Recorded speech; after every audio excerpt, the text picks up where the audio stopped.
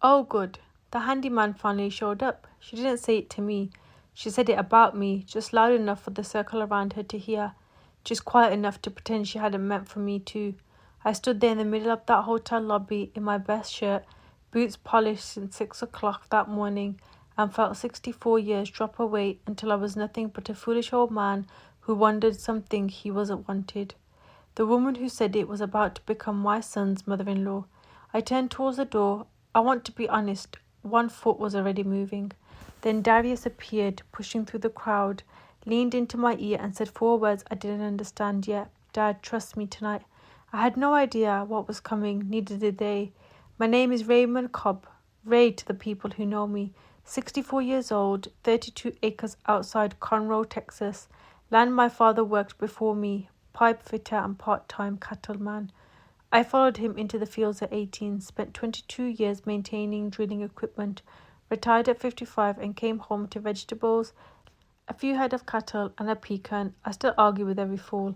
Nothing fancy, all of it earned. My wife, Lorraine, was sharper than anyone I ever met, the kind of woman who could read a person in 5 minutes and be right about them for 20 years. We raised 2 children on that land. Simon, 31, married to a good man named Gerald, raising my grandson Theo in Houston, and Darius, at 33, a civil and agriculture engineer. Watching him cross that stage was the second proudest day of my life. The first was the day he was born. The third was standing at Lorraine's hospital bed while she squeezed my hand and told me our kids were going to be fine. She was gone 2 days later, heart failure, 5 years now, and it still knocks the wind out of me some mornings. After Lorraine passed, Darius came out to the farm every weekend. We worked mornings, ate lunch on the porch, talked till the sun dropped right behind the tree. He was consulting on irrigation and land management across southeast Texas, doing well, but more than that, he showed up. He was my son in every way that mattered.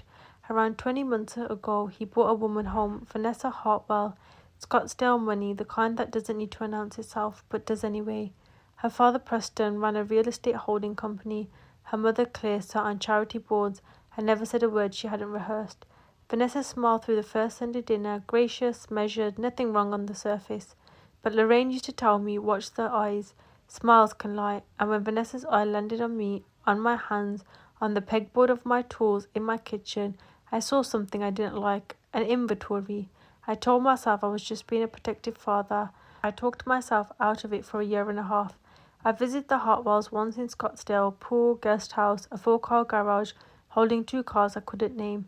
Preston shook my hand like something he was obliged to do. Claire asked about farming the way you ask about a pity project, called it pastoral. Darius was happy. I kept my mouth shut. Then came the engagement dinner, 4 Seasons, Houston. 50-some guests. I was running late. Cleaned up as best I could, walked in doing the best I could with what I had, and that's when I heard her. Oh, good, the handyman finally made it. Enough people heard it that a woman looked away fast. A man suddenly found something urgent in his drink. The room did that thing rooms did when uncomfort passes through it like a current. I turned to the left, 64 years old and still felt 12. Still felt like I didn't know what fork to use. Shame didn't care how hard you've worked. It just drops you back into the smallest version of yourself and dares you to keep walking. Then Darius was there. 4 words, I stayed. I got through that dinner sitting with his engineer friends, decent people who asked real questions and treated me like I mattered. But every few minutes I glanced towards the head table and Preston would catch my eye and hold it a beat too long, like a man confirming a label he'd already filed under me.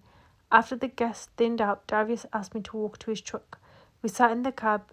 He was quiet a moment, looking at his hands. Then, Dad, I need to show you something, and I need you to tell me, get through all of it before you react. He pulled up audio files, 15 of them dated. He hit play on the first. Vanessa's voice relaxed. Nothing like the woman I'd watched smile for 18 months, 6 weeks, Mom. Then I'm in. Once we're married, I start working on the company situation. Dad already has buyers lined up, Claire unbothered. And if his father resists, Vanessa, almost amused, he won't. Men like that trust their sons completely. Darius asked him to sign. He'll sign. I fell to the floor, dropped out from under me. My land sat inside a corridor. Montgomery County had quietly approved for a highway extension 18 months earlier. Most people didn't know yet. Preston Hartwell was his real estate network did. He calculated my 32 acres what it would be worth 8 to 12 times its current value within 3 years, and he'll bid his daughter's engagement as the machine to take it from me. Darius had spent 3 weeks going back into that house, recording photographing documents left open on Preston's desk. He'd found a sale agreement with my signature on it, forged, notarized, with a stamp that would later prove fabricated. Correspondence with developers, the whole plan laid out and running. I couldn't speak. I just sat in that dark cab holding his phone while everything I thought I knew rearranged itself. What about you? What are you going to do? I finally asked. He told me, part of my resistance. My father's voice still living in my head. Keep it between people. Don't make a scene. Part of me wanted to cancel it quiet. Protect what was ours without lighting a match. Then I thought about Vanessa's voice, casual planning the theft of my life's work like she was planning a weekend. I thought about Preston's hand on my son's shoulder that night, the pat that said, she's your problem now. I thought about Lorraine and what she always said when I was about to swallow something I shouldn't. Let the truth breathe, I told him.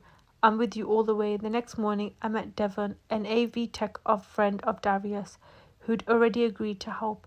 They told the venue the production setup was for a romantic photo montage, tipped the manager well, timed everything to the minute. The night before, alone in my hotel room, I put on the same suit I wore to Simone's wedding. I looked in the mirror for a long while. Thought about Lorraine, thought about my father and his son.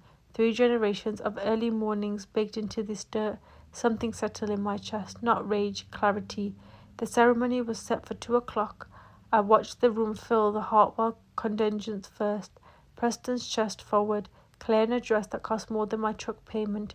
Darius stood up front in his black suit, jaw set, hands still. I knew my son, he was ready. Vanessa came down the aisle on Preston's arm in a gown that probably had its own insurance policy. Preston handed her off with a look like a man closing a deal.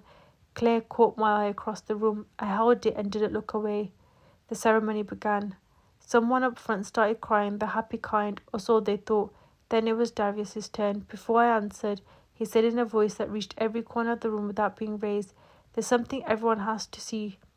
The screen at the back of the room lit up. The room didn't understand all at once. First confusion, heads turning, then recognition at Vanessa's own voice and face filled the space. Once we're married, I start working on the property situation. Dad already had buyers lined up. Claire's voice, and if he resists Vanessa again, that same amusement. Men like that trust listens completely. I wasn't watching the screen, I was watching faces. A woman in the 4th row pressed her hand to her mouth. One of Darius's friends rose slowly from his chair. Claire Hartwell went the colour of an old paper. Preston was on his feet. "Shut that thing off, that's fabricated." The recording kept going.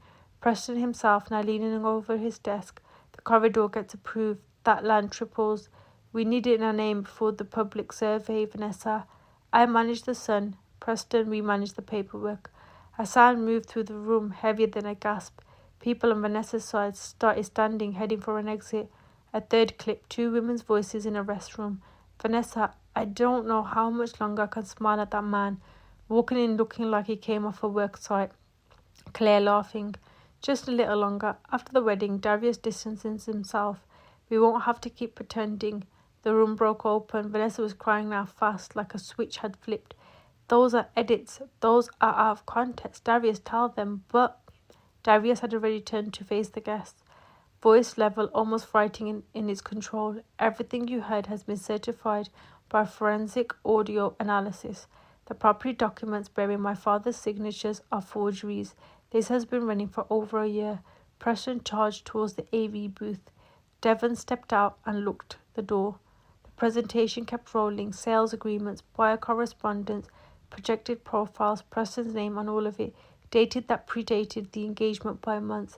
Then a man in the 3rd row, maybe 55, no performance about him.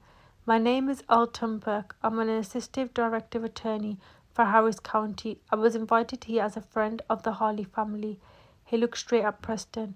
"What I've just witnessed constitutes evidence of conspiracy to commit fraud, document forgery, and theft by deception. I'm advising you not to leave this building." Lorraine would have loved that moment. Preston blustered. Claire wept. Vanessa tried to exit and was quietly and firmly stopped by 3 of Darius's friends, who simply stood in their path. She didn't fight it. She sank onto the ballroom floor in that 1,000 gown and sobbed. Somewhere underneath everything, I know I was supposed to feel something complicated about it. What I actually felt was the weight lifting. 32 acres, 3 generations, 5 years of missing Lorraine, 18 months of swallowing something that tasted wrong, all of it releasing at once. Police arrived within 20 minutes. All three Hartwells were escorted out, Preston still arguing, Claire behind dark glasses, and Vanessa with her veil askew. One of her cousins came to Darius in tears, saying she hadn't known. The catering sat untouched, the music still called. Darius found me in the thinning crowd. Food's already paid for, Dad. So we stayed. Simone rushed over the moment she heard Gerald at her side. We ate, put the music on, danced. Simone held my face in her hands and said, Mama would be proud of you both, Daddy. And I had to look away for a second. In the weeks after, Altenburg built the case. The investigation turned up what none of us had known. The Hartwells were drowning. The Scottsdale's estate, the charity boards, the holding company, all of it propped up on debt and borrowed credibility that needed a steady supply of victims.